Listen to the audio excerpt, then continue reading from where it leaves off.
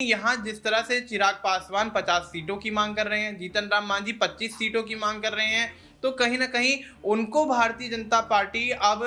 ठेंगा दिखाती हुई नजर आ रही है और ये कहती हुई नजर आ रही है कि इतनी सीटें तो आपको हम नहीं लगेगा। और वहीं नीतीश कुमार की अगर हम बात कर ले तो नीतीश कुमार तो पहले ही यहाँ पर बगावत की तैयारी किए बैठे हैं, क्योंकि नीतीश कुमार को सीएम चेहरा घोषित भारतीय जनता पार्टी नहीं कर रही है, उनको लेकर कोई बड़ा ऐलान नहीं कर रही है, उनको जितनी सीटें चाहिए उतनी सीटों पर चुनाव नहीं लड़वा रही है। तो नीतीश कुमार को यह अंदेशा हो गया है कि कहीं उनका हश्र एकनाथ शिंदे वाला ना हो। जो एनडीए के तमाम सहयोगी दल हैं उनके अंदर आपसी सहमति की कमी है, आपसी सहमति का अभाव है, जिसके चलते कहीं ना कहीं बिहार के अंदर एनडीए गठबंधन के अंदर। क्या बिहार की सियासत में होने वाला है बड़ा खेल? क्या एनडीए में पड़ने वाली है फूट? क्या चिराग पासवान, जीतन राम मांझी छोड़ने वाले हैं एनडीए? जी हाँ, नमस्कार। हमारे इस खास प्रोग्राम में आपका बहुत बहुत स्वागत है और इसमें हम चर्चा करने जा रहे हैं बिहार की राजनीति के बारे में, क्योंकि बिहार में जब से बजट सत्र शुरू हुआ तो उसमें नीतीश कुमार, तेजस्वी यादव की इशारों में बात हुई और इसमें ये पहले से देखा जा रहा है कि यहाँ पर चिराग पासवान हो या जीतन राम मांझी हो, वो लगातार नीतीश कुमार के खिलाफ खड़े हुए हैं और बीजेपी से भी नाराज हैं। और जीतन राम मांझी, चिराग पासवान ने तो अपने मंत्री पद छोड़ने की धमकी भी यहां पर बीजेपी को दे डाली है। तो ऐसे में अब क्या चिराग पासवान और जीतन राम मांझी चुनावों से पहले बिहार में बड़ा खेल कर सकते हैं? क्या यहां पर एनडीए को झटका दे सकते हैं? और नीतीश कुमार से जो नाराजगी है, आखिर उसकी वजह क्या है? इन सब तमाम सवालों पर हम चर्चा करेंगे। मेरे साथ यहाँ पर मनीष मौजूद हैं, मेरे सहयोगी मनीष मौजूद है। मनीष से जानेंगे। मनीष, मेरा पहला ही सवाल आपसे रहेगा कि आखिर बिहार में इतनी बड़ी बगावत क्यों उठ रही है? क्या जो चिराग पासवान है, जीतन राम मांझी है, आखिर अपनी ही सरकार के खिलाफ क्यों खड़े हुए हैं? हालांकि बिहार के अंदर जो सरकार है उसमें भले ही चिराग पासवान का रोल ना हो, लेकिन एनडीए का हिस्सा तो है।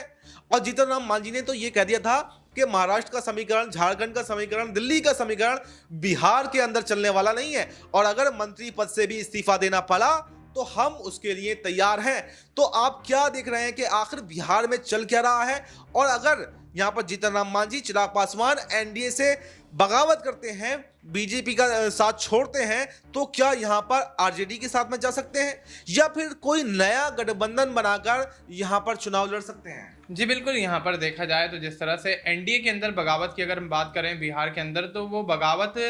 जहाँ तक मैं समझता हूँ इसलिए भी हो रही है क्योंकि एनडीए ने जिस तरह से यहाँ पर बिहार विधानसभा चुनाव को लेकर तमाम तैयारियां तो कर ली हैं, लेकिन यहाँ जिस तरह से चिराग पासवान 50 सीटों की मांग कर रहे हैं, जीतन राम मांझी 25 सीटों की मांग कर रहे हैं, तो कहीं ना कहीं उनको भारतीय जनता पार्टी अब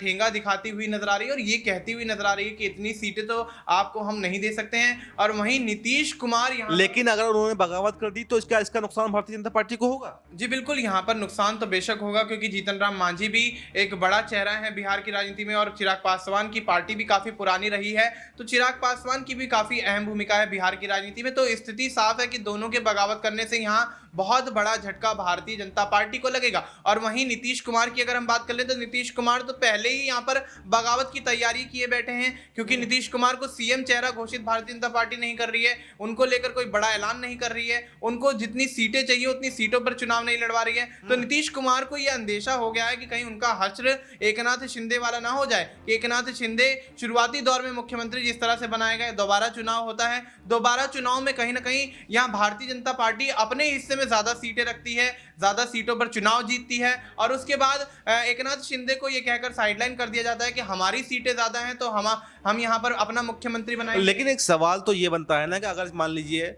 ये एनडीए से बगावत कर जाते हैं और आरजेडी के साथ में चले जाते हैं, इंडिया गठबंधन में चले जाते हैं, तो क्या इनकी जो मांगे हैं, इनकी मांगे तो वहां भी पूरी नहीं हो पाएंगी? क्योंकि इंडिया गठबंधन में पहले से काफी दल मौजूद हैं और ऐसे में ये 2-3 बड़े दल अगर आ जाते हैं तो फिर मांगे आखिर इंडिया गठबंधन में क्या पूरी हो पाएंगी इनकी? और अगर पूरी नहीं होती हैं तो फिर किस तरह से सियासी समीकरण जो है वो बिहार का आप देखते हैं? जी बिल्कुल, यहाँ पर आपका सवाल यहाँ पर लाजमी है कि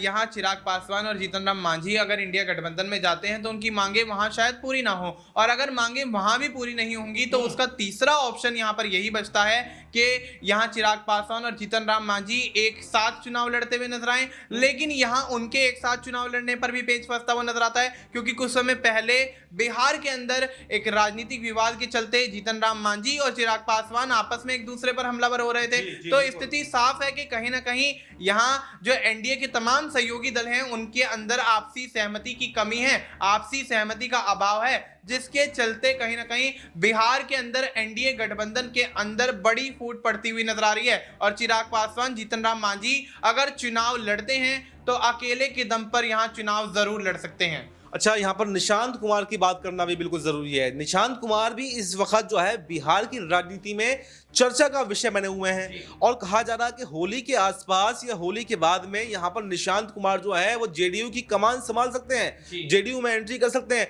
इसको लेकर जेडीयू में भी विवाद है और बीजेपी भी नहीं चाहती कि यहाँ पर निशांत कुमार जेडीयू की कमान संभाले, जेडीयू में आए। तो आखिर ऐसी क्या वजह है जो बीजेपी हो या जेडीयू हो या और सहयोगी हो वो निशांत कुमार की एंट्री से खुश नहीं है? जबकि अगर देखा जाए तो बिहार के अंदर की अगर बात कर लें तो लालू यादव की पार्टी की कमान तेजस्वी यादव संभाल रहे हैं, रामविलास पार्टी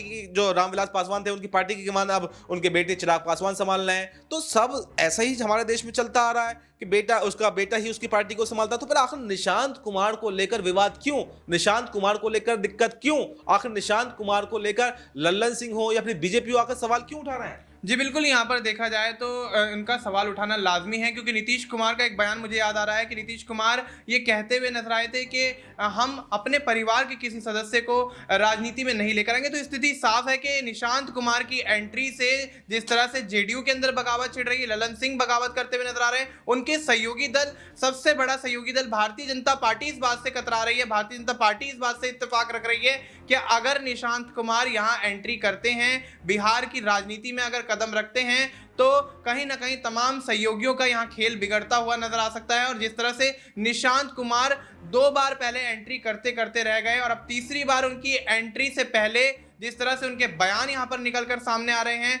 जिस तरह से वो आक्रामक तेवर दिखाते हुए नजर आ रहे हैं और एनडीए को से ये मांग कर रहे हैं कि नीतीश कुमार को सीएम चेहरा घोषित करें, यानी उनके पिता को सीएम चेहरा घोषित करें, तो स्थिति साफ है कि अब निशांत कुमार भी कहीं ना कहीं राजनीति में एक्टिव होते हुए नजर आ रहे हैं। और उनकी एक्टिवनेस से ये अंदेशा लगाया जा सकता है कि बिहार के विधानसभा चुनाव में उनको पार्टी की तरफ से कोई बड़ी जिम्मेदारी जरूर मिल सकती है।